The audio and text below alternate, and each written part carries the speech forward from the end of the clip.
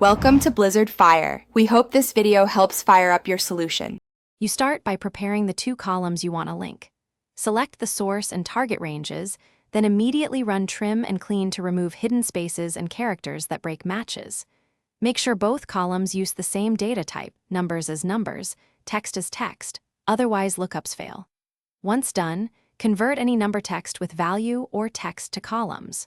Also create a helper column for a composite key if records need combining. This avoids mismatches later on. Now you build the actual link using formulas.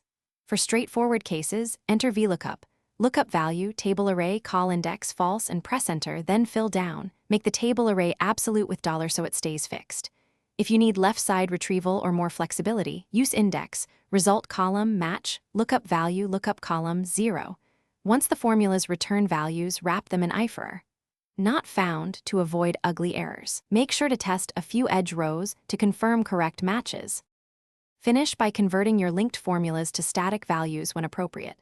Copy the result column, then paste special values so edits elsewhere won't break the table. Verify by sorting and filtering a few samples and remove duplicates if needed. If something goes wrong, most common is # and /a. Check for hidden spaces, different data types, or invisible characters. Apply trim, clean, or value and reevaluate. If matches still fail, create a composite helper key to force exact matching across multiple fields. Thanks for watching. If you found this helpful, don't forget to like and subscribe.